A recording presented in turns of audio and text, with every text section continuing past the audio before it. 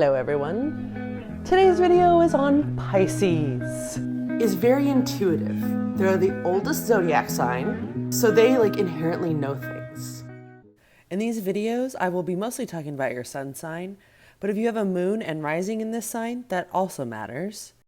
If you have a placement of this sign in the 5th, 6th, or 7th house, this video might also apply to you. I will be paying special attention to the love planet of Venus, which I refer to as bottom energy, and the passionate planet of Mars that I refer to as top energy. In astrology, there are 4 elements: fire, earth, air, and water. Within each of the elements, there are 3 signs. And for each of those signs, there's 3 different modes that they could be in: cardinal, fixed, and mutable. The cardinal signs are Aries, Capricorn, Libra, and Cancer. They kick off the season. They're instigators. They incite change. The fixed signs are Leo, Taurus, Aquarius, and Scorpio. They maintain the systems. They're very self-contained. The mutable signs are Sagittarius, Virgo, Gemini, and Pisces. They reconfigure the systems and they're very adaptable to change. Pisces is from February 19th to March 20th. They're the oldest sign of the zodiac, and they're mutable water sign. Mutable, as I covered before, is an adaptable sign. Now, water, those signs, they rule emotion. They're very emotive. So this particular sign is going to have some different emotion put into the Mars and Venus than we've seen separately from Capricorn and from Aquarius. To me, Pisces are the psychic ones. They are so wise and so easygoing because they've just seen so many things. That's how they come across. They're just chill. They're very intuitive. So that's going to definitely play a part if you have this placement in Mars or Venus, because your intuition helps in the bedroom. Now, Pisces is ruled by Neptune, and Neptune is in your chart for 14 years. It's one of the outer planets. This planet is the planet of idealization, of romanticizing things.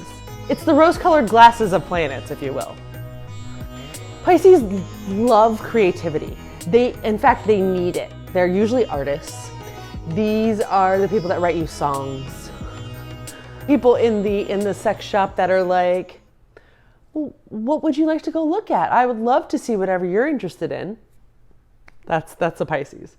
And they represent spirituality and the subconscious, creativity, dreaming, which can also be a little bit delusional. My experience with Pisces sun is my mom's a Pisces, but I've dated a few Pisces, and actually they're some of my favorite people to have casual relationships with because they are so wise.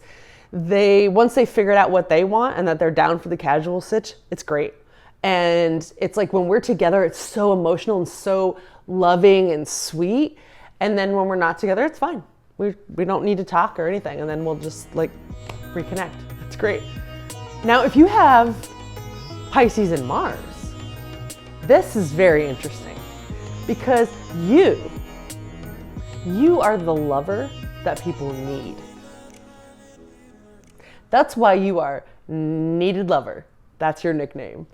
Okay, when you take a planet like Mars, which is very fiery, and this is representing aggression. This is your top energy. How you come at things when you're pumped up. You take that and you put this little watery, sweet planet in there, and you tend to get passive aggressive, right? So that's kind of the main theme there. But that's not necessarily a bad thing, but they're chameleons. So they can adapt and go with the flow. They want to because they want their partners to be very happy. They'll get what they want from their partners by manipulating them. Now that kind of sounds like, ooh, but they have good intentions behind that. They're not trying to hurt you. They're actually trying to make the relationship the best it can be. They repress their anger a lot, and so they can have that outlet in the bedroom. So most Pisces, I feel, are not tops. They probably are more bottom-leaning switches. But if they are going to top, or if they're going to take on any sort of control in the bedroom, they're going to use that as an outlet to filter their anger appropriately. And it's going to come out emotionally. Like maybe they're going to like cry while they're doing it, or, you know, it's going to be an emotional outlet of their anger, but not like blow up. It's going to be soft because that Mars is very subdued by the water. This particular placement in your chart, it's also important to look at the rest of your chart to have an idea of what you want, because it's hard for you to understand what you want. If you look in the rest of your chart and it's a lot of Scorpio, you might need more trust or certain things like that.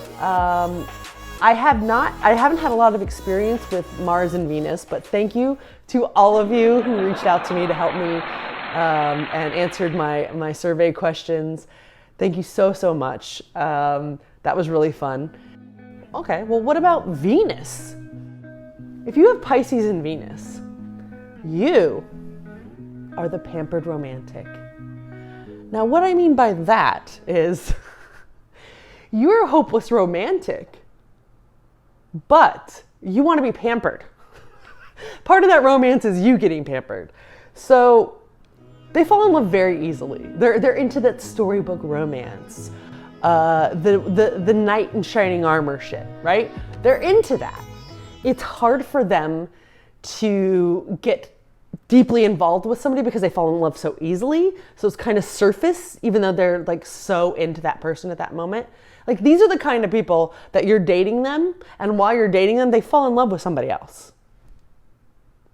Now, that being said, if you do get into a loving relationship with a Pisces and Venus, know that once you have them, they are so fiercely loyal because you are the ideal thing that they have been looking for.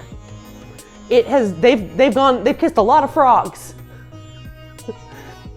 Also, another little thing about them is because they do have those good intentions, how that good intention but manipulation comes out in Venus is like little white lies at the beginning of the relationship, trying to kind of make them be more of the person that their selected target would like.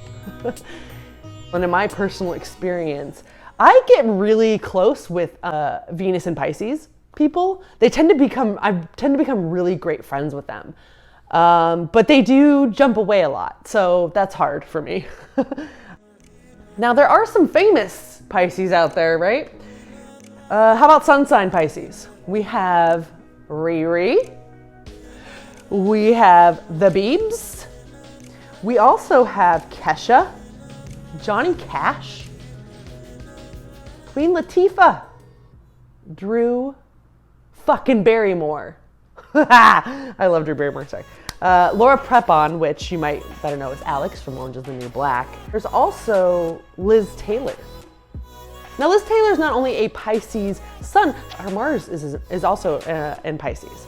Other celebrities who have Pisces in Mars: Wanda Sykes, Jared Leto, Emily Blunt, LL Cool J, Heath Ledger, he's Mars and Venus, and also Natasha Lyonne. You might know her as Nikki from Orange is the New Black. Also both Mars and Venus in Pisces. Is other celebrities that also have that placement? People like Betty Page. There's Dev Patel and Kelly Lynch, who plays, she was on L Word as Kit's boyfriend there for a minute.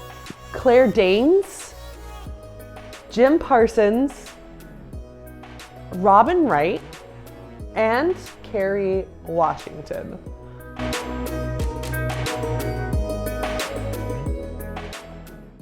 I hope you all are enjoying these videos. Like I said, this is Pisces, and you know what's up next. The baby of the family, Aries, and our first fire sign, That's wow. Until next time, everybody, please stay safe and yeah, cheers.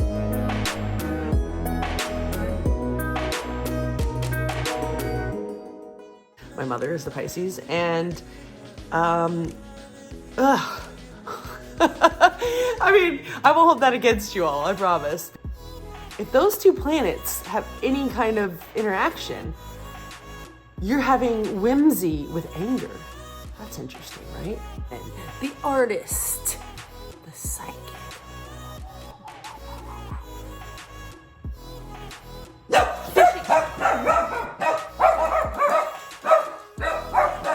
You know how to handle anger to a certain degree. You might repress it a little bit, but Drew Barrymore. I love Drew Barrymore so much.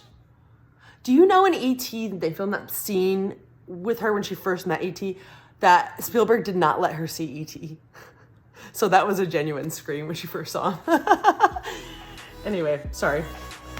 Now, they might figure out how to get you to the section where they want with the nipple clamps or whatever it is, but like, as an example, you could be dating a Pisces and Venus, and all of a sudden they've fallen in love with somebody else. You're like, wait, what just happened? It's just they want that storybook. They want that, you kissed me like this, and then we fell to the bed, and then you slowly, you know.